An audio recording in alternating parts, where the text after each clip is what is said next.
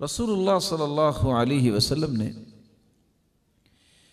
مسلمانوں کے لیے ایک اور پیغام دیا، سبع یجرى للعبد بعد موته وهو في قبره۔ ایک وقت ہے جب انسان جہاں سے آیا ہے اسے وہاں ہی پلٹ کے جانا ہے۔ یہ مٹی سے بنایا گیا انسان ایک نہ ایک دن مٹی میں چلا جائے گا، لیکن مٹی میں چلے جانے کے بعد بھی 7 ایسے اعمال ہیں جس کی نیکی، جس کے درجات، جس کی وجہ سے بلندیاں، جس کی وجہ سے رب تعالی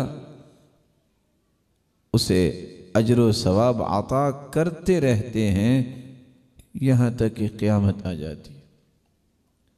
کون سے اعمال ہیں؟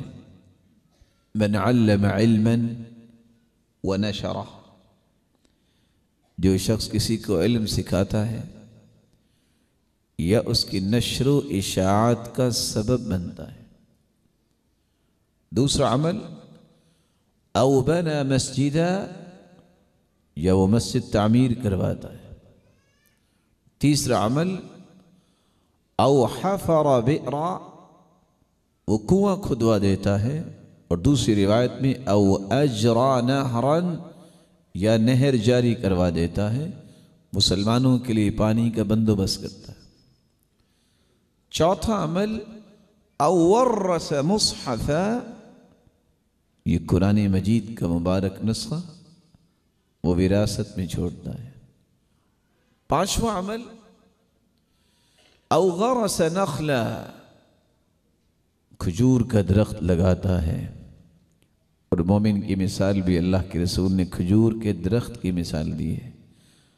آپ نے فرمایا، مثل المؤمن مثل النحلہ، شہد کی مکھی کی مثال ہے مومن کی، لا تأکل الا طیبا ولا تضع الا طیبا۔ شہد کی مکھی بیٹھتی بھی پھولوں پہ ہے، کھاتا بھی اچھا، وہ شہد کی مکھی کھانا بھی اس کا بہت اچھا ہے، اور اللہ عز جلال نے اس کے اندر صلاحیت کیسی رکھی ہے، وہ نکالتی بھی اچھا ہے، مسلمانوں کے لیے شہد بناتی۔ مومن بات سنتا بھی اچھی ہے اور کرتا بھی اچھی ہے۔ مثل المؤمن مثل النخلہ، مومن کی مثال کھجور کے درخت کی مثال ہے۔ ما اخذت منها من شيء نفعك، کھجور کی ہر چیز میں اللہ نے نفع رکھا ہے۔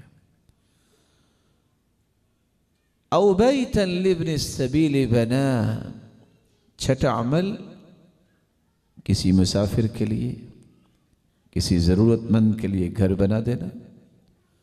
اور ساتواں عمل، او صدقۃ اخرجہا فی صحتہ و حیاتہ، ایک شخص صحت کی حالت میں، زندگی میں رب تعالیٰ کی رضا کے لیے اپنا مال پیش کرتا ہے۔